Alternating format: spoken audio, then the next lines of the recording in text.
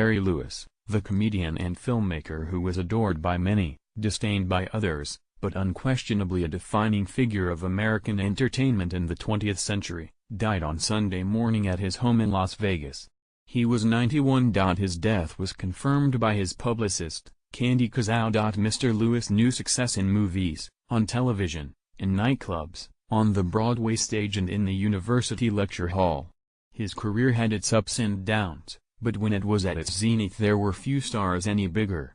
And he got there remarkably quickly. Barely out of his teens, he shot to fame shortly after World War II with a nightclub act in which the rakish, imperturbable Dean Martin crooned and the skinny, hyperactive Mr. Lewis capered around the stage, a dangerously volatile ID to Mr. Martin's supremely relaxed ego. After his break with Mr. Martin in 1956, Mr. Lewis went on to a successful solo career, eventually writing, producing and directing many of his own films. As a spokesman for the Muscular Dystrophy Association, Mr.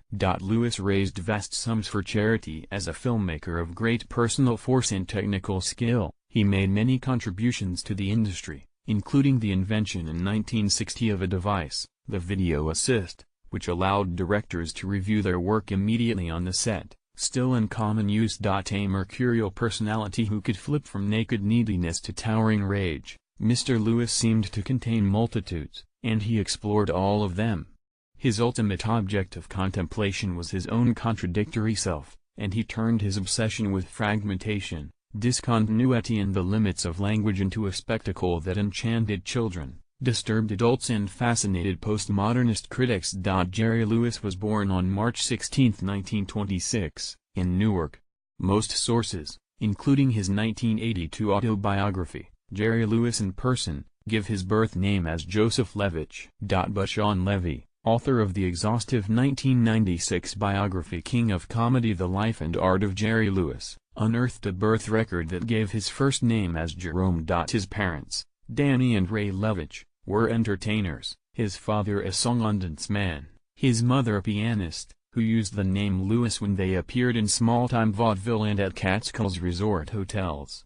The Levitches were frequently on the road and often left Joey, as he was called, in the care of Ray's mother and her sisters. The experience of being passed from home to home left Mr. Lewis with an enduring sense of insecurity and, as he observed, a desperate need for attention and affection. An often bored student at Union Avenue School in Irvington, New Jersey, he began organizing amateur shows with and for his classmates, while yearning to join his parents on tour.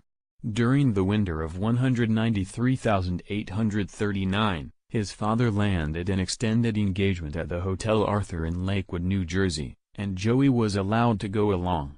Working with the daughter of the hotel's owners, he created a comedy act in which they lip-synced to popular recordings. By his 16th birthday, Joey had dropped out of Irvington High and was aggressively looking for work, having adopted the professional name Jerry Lewis to avoid confusion with the nightclub comic Joey Lewis. He performed his record act solo between features at movie theaters in northern New Jersey, and soon moved on to burlesque and vaudeville. In 1944, a 4F classification kept him out of the war. He was performing at the Downtown Theater in Detroit when he met Patty Palmer, a 23-year-old singer. 3 months later they were married, and on July 31, 1945, while Patty was living with Jerry's parents in Newark and he was performing at a Baltimore nightclub, she gave birth to the first of the couple's 6 sons, Gary, who in the 1960s had a series of hit records with his band Gary Lewis and the Playboys. The couple divorced in 1980. Between his first date with Ems. Palmer and the birth of his first son, Mr. Lewis had met Dean Martin, a promising young crooner from Steubenville, Ohio. Appearing on the same bill at the Glass Hat nightclub in Manhattan, the skinny kid from New Jersey was dazzled by the sleepy-eyed singer, who seemed to be everything he was not: handsome, self-assured and deeply, unshakably cool.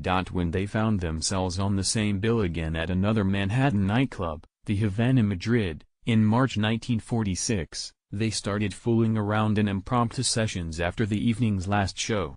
Their antics earned the notice of Billboard magazine, whose reviewer wrote, "Martin and Lewis do an afterpiece that has all the makings of a sock act, Using showbiz slang for a successful show. Mr. Lewis must have remembered those words when he was booked that summer at the 500 Club in Atlantic City.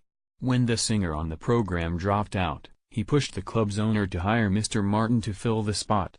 Mr. Lewis and Mr. Martin cobbled together a routine based on their after-hours hijinks at the Havana, Madrid, with Mr. Lewis as a bumbling busboy who kept breaking